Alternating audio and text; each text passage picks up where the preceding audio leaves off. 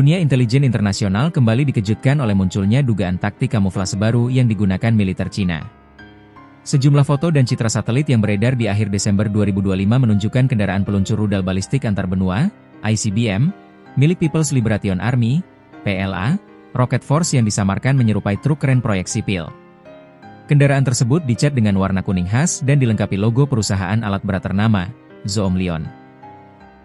Dari kejauhan, unit ini tampak seperti truk heavy duty keren yang lazim dijumpai di proyek infrastruktur. Namun, bagi pengamat militer, detail teknis kendaraan itu justru memunculkan tanda tanya besar. Informasi ini pertama kali mencuat setelah sejumlah analis pertahanan dan pengamat OSINT, Open Source Intelligence, membagikan temuan mereka di media sosial, seperti X dan Reddit. Mereka menyoroti konvoy kendaraan konstruksi yang bergerak di wilayah pedalaman Cina, tetapi memiliki konfigurasi tidak lazim dibandingkan kendaraan sipil pada umumnya. Salah satu analis independen mencatat bahwa meskipun kendaraan tersebut menggunakan livery Zoomlion, jumlah gandar, panjang sasis, serta proporsi bodinya tidak sesuai dengan katalog resmi kren sipil yang diproduksi perusahaan tersebut. Temuan ini memicu dugaan bahwa kendaraan itu bukan alat berat biasa. Para pengamat menduga kuat bahwa di balik kamuflase tersebut tersembunyi sistem peluncur rudal strategis, kemungkinan besar DF-41 atau varian terbaru DF-31AG. DF-41 dikenal sebagai ICBM paling canggih milik Cina dengan jangkauan antar benua, sementara DF-31AG merupakan versi mobile yang dirancang untuk mobilitas tinggi. Meski tidak ada konfirmasi resmi dari Beijing, penggunaan kendaraan sipil sebagai kamuflase dinilai sejalan dengan doktrin militer Cina yang menekankan survivabilitas dan kemampuan bertahan dalam kondisi konflik modern. Dengan menyamar sebagai truk proyek, aset strategis dapat berpindah lokasi tanpa menarik perhatian pengawasan udara maupun satelit. Dari sudut pandang intelijen, taktik ini memanfaatkan padatnya lalu lintas industri di daratan Cina. Ribuan kendaraan proyek hilir mudik setiap hari, menciptakan apa yang disebut analis sebagai kebisingan visual. Dalam kondisi seperti itu, membedakan antara kendaraan sipil dan militer menjadi jauh lebih sulit. Kendaraan yang diduga digunakan sebagai basis peluncur bukanlah truk sembarangan. Sejumlah analis menyebut kemungkinan penggunaan sasis khusus seri 8 gandar dengan konfigurasi 16x16 yang dikembangkan oleh produsen kendaraan militer Cina. Sasis ini dirancang untuk membawa beban sangat berat serta mampu melintasi medan sulit.